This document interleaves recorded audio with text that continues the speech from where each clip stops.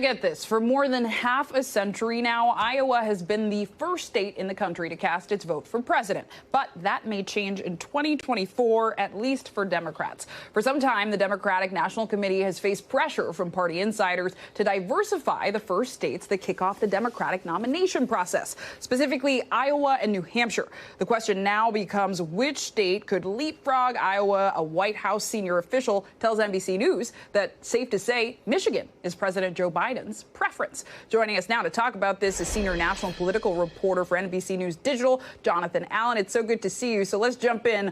What is the case for Iowa losing the top spot for presidential primary or caucus? Well, I mean, the first thing about Iowa is that it's almost all white, and the Democratic Party is racially diverse. Iowa does not necessarily reflect the balance of urban, suburban, and rural areas that exist in other states where Democrats might have early primaries. And of course, Iowa is a Republican state, not one that is particularly competitive in recent presidential elections, meaning that the nominees of Iowa might not be able to go on as far in the future. Of course, we've just learned really in the last hour or so that the president has made a recommendation to the DNC's Rules and Bylaws Committee to put South Carolina first, and then follow that up with New Hampshire and Nevada on the same day, Nevada, I should say, then Georgia, then Michigan. So Michigan, as we reported, going to be in the early window for the first time.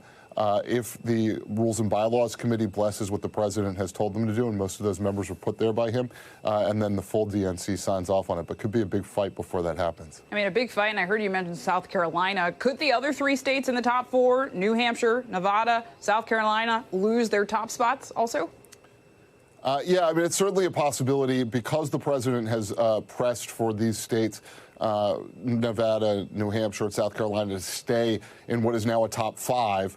It seems likely that they will all be able to do that. You know, of course, the addition there of Georgia and Michigan on that early win primary map as Biden would have it.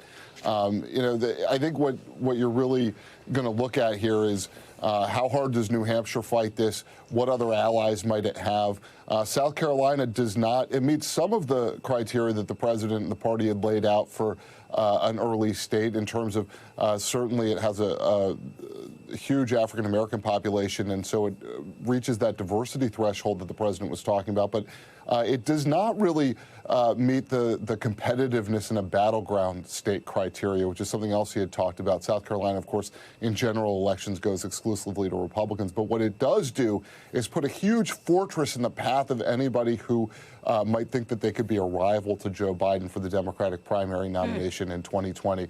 South Carolina, as you'll recall, was his big touchstone state where he turned his campaign around, leading to his victory in the primary. And so now he's saying to the rest of the Democrats, if you want to come get me, if you want to beat me, you got to come through me in South Carolina on essentially my home political turf. And you made important points there about the diversity, too, right? Because the country's demographics are changing and the politics maybe should reflect that. And I also know right now Michigan and Minnesota are leading contenders to be the first in the nation. So can you just quickly walk us through the pros and cons of each of those?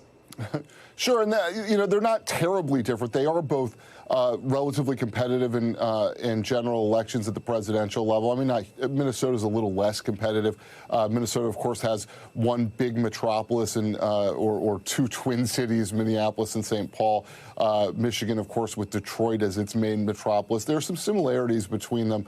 Again, as I was talking about before, you know, big urban areas, significant suburbs, and a whole lot of rural turf. And so there's that sort of geographical balance, you know, within each of those states, which I think was interesting to the president, to his party. Michigan, of course, has had a special place in the lore of presidential politics since, you know, Democrats became Reagan Republicans in the 1980s. And so, you know, I think Michigan just had an inside track for a lot of reasons, including having some supporters on the Rules and Bylaws Committee and, you know, President Biden having a real affinity for that state. So, you know, if he gets his way, Michigan will be one of the early states, and Minnesota will not. But again, there's still a fight to be had over that. Yeah, Jonathan, I got to ask, how will this affect the timeline for the Republican contest? Such a great question, because in some of these states, there may be some need for state legislatures to change around primary dates. And of course, in order to do that, usually you have to have control of both chambers of your state legislature and the governor's office, or cut some sort of deal. The Democrats don't immediately affect the Republicans, but some of what the Democrats are doing could have an effect on what Republicans do. In New Hampshire, for example, there is a law that says that New Hampshire primary has to be the first primary.